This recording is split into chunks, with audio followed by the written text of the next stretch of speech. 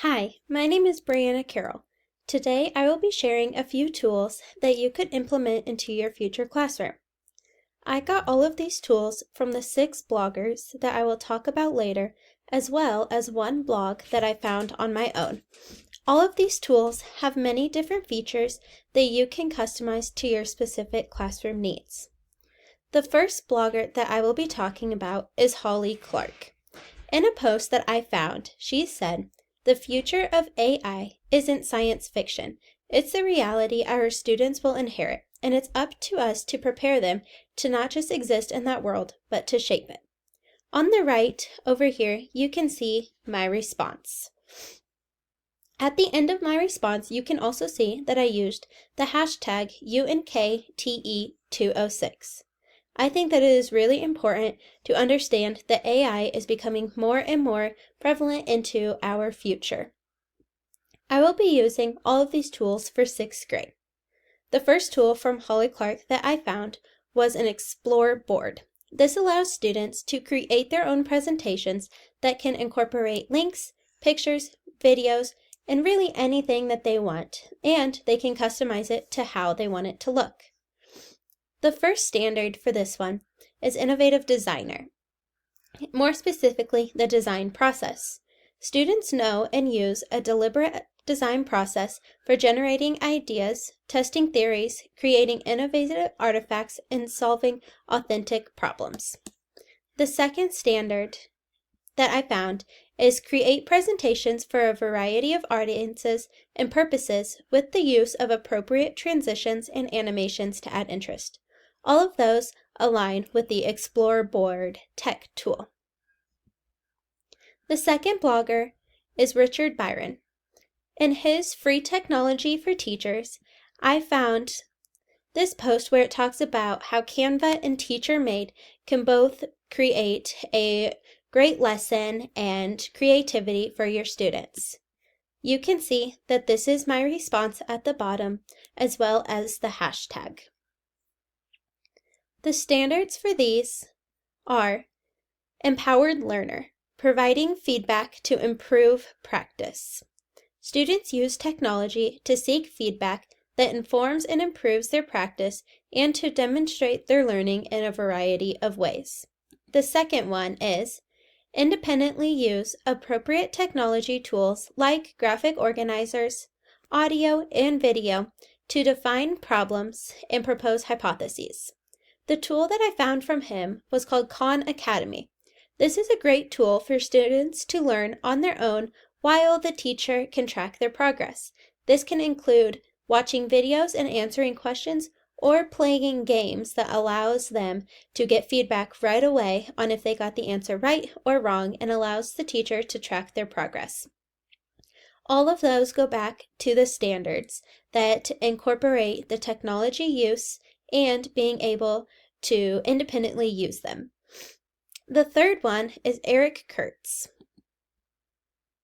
I chose this one because I liked how it was simple visually but also got the point across. He gave a thumbs up to artificial intelligence and a thumbs down to natural misuse. On the right, you can see my response.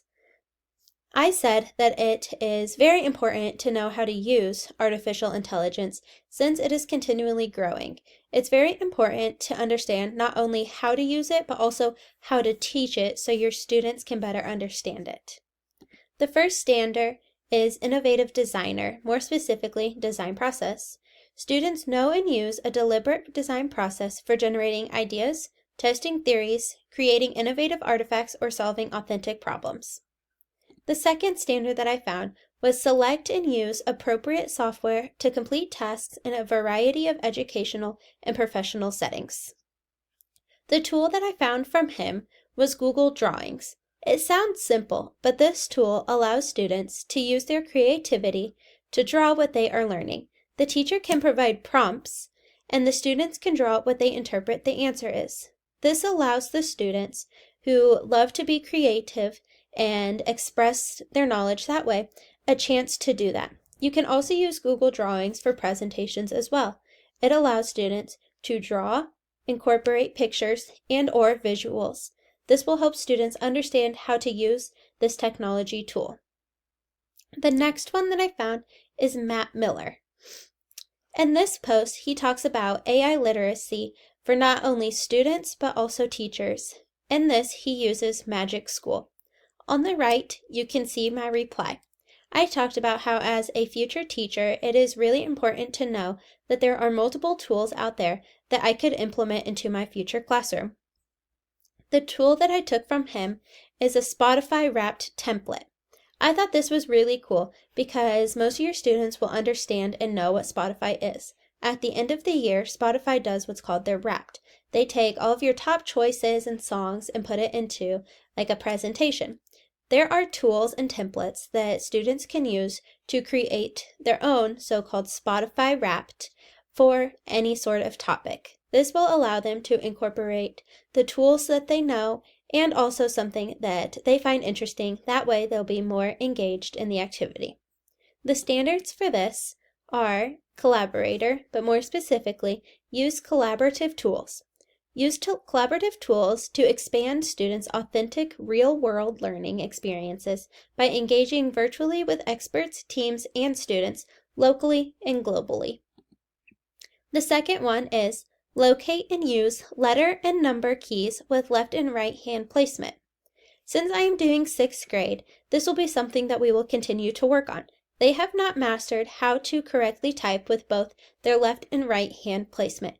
So having an activity that allows them to learn and use their correct hand placement as well as knowing a fun technology tool. The next one is Tony Vincent.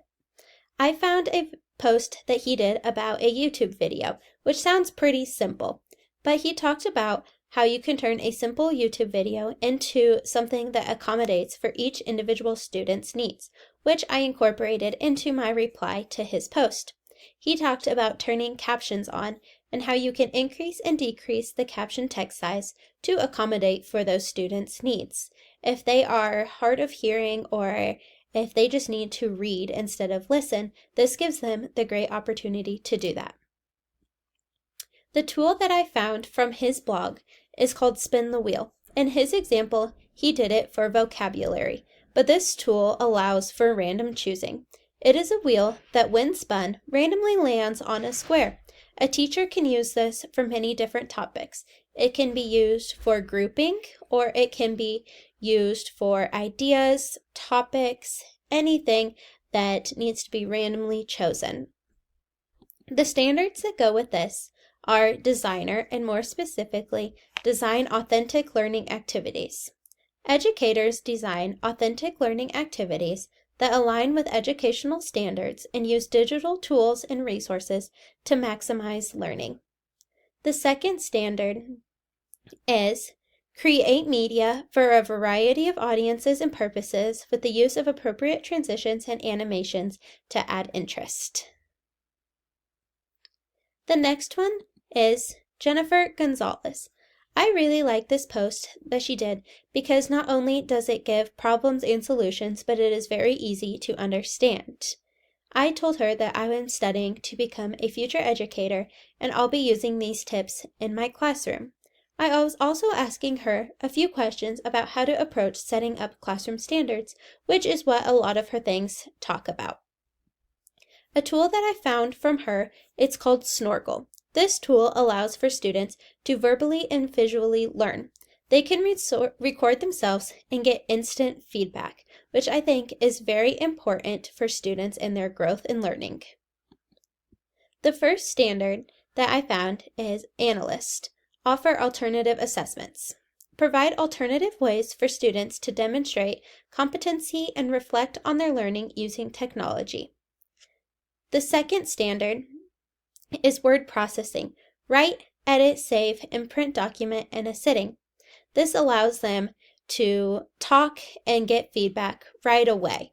And sometimes this works for students who need to visually or verbally hear themselves talk about what they are learning. The final blog that I found on my own. The way that I found this is I looked up educational technology blogs, and as I was going through them, this one was easy to understand, and it was easy to navigate throughout the blog, and it had a lot of really cool tools. This blog is called Shake Up Learning. I thought it was really cool because you could see all the different AI tools that this blogger had posted. This blog can be beneficial to me and my future classroom because it has many tools and tips that I could translate into my lesson plans. It had tips for AI tools, activities, coaching tips, and many more. This is what the site looks like. It's called Shake Up Learning. When you go to the blog, it has all these different resources that you can use. It has AI resources and tools, blended learning, how to navigate Canva, cheat sheets, choice boards, Google lesson plans, and productivity. There are so many great resources that you can use from this blog. I thought it would help me a lot with not only creating fun lesson plans, but also making sure that I am accommodating to all my students' needs. This one has Magic School, which another blogger that I had talked about before had used as well. I think that this is a great way that I can incorporate AI and learn more about different ways that I can teach my students and make sure that it is beneficial. Overall, there are hundreds of bloggers out there that have so many great tools that I can use to incorporate into my classroom. I really enjoyed learning about all these different resources and the different perspectives that people have on not only AI, but technology in general. I will be using these in not only a 6th grade classroom, but you could use them for any age group, depending on what you are wanting to go into. So I hope this video was helpful on understanding a few tools that you could use in your future classroom.